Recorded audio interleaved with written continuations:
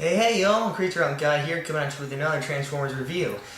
And today I come to you on a nice windy old day to bring you none other than, I guess it's time for a Scout class review.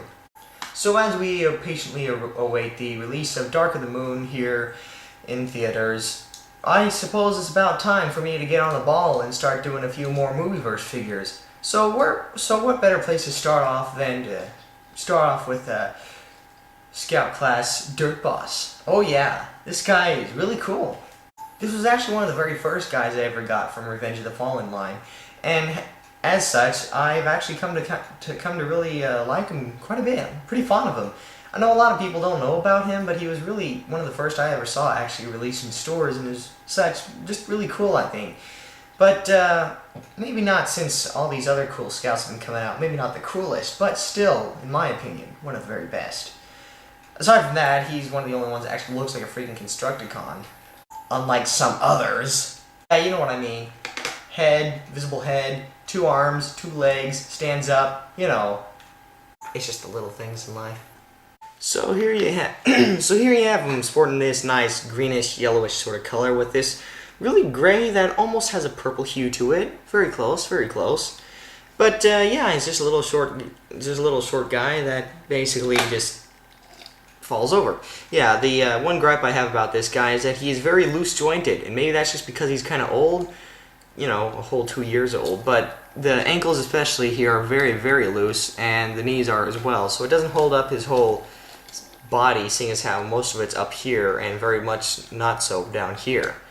Aside from, I mean, this little fold of kibble back here, he's pretty much takes advantage of all the parts of his alt mode. Another problem is that his head kind of keeps sinking in here. Just gotta push that back up. Or, I mean, yeah, pull it back up. And, I mean, this is, I guess, considered kibble, but I don't know, it looks cool to me. He has no weapons, as most Scouts are wont to be, but what he does have are these little things that are from his alt mode. Being a forklift, he kind of has these forks that go at the end of each of his arms, which I guess could actually be pretty deadly weapons. But for most part, that good old-fashioned Decepticon aggression does not really come across from this guy. He just kind of seems to me, anyway, like one of those old dudes that you see leaning on his shovel on a working crew. Not to mention that's what his face sculpt reminds me of as well.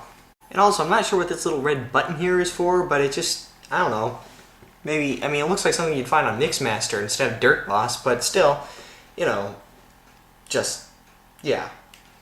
Transformation is pretty simple, but when you get done with it, it's so worth it, because it just kind of compacts down to this little cute forklift. I mean, it's a forklift former. I've never seen such a non-aggressive vehicle before as a forklift. I mean, it's basically on par with a golf cart. I mean, good grief. Really? He's a Constructicon? And a forklift? I don't know. I like it. It's just... a forklift, really?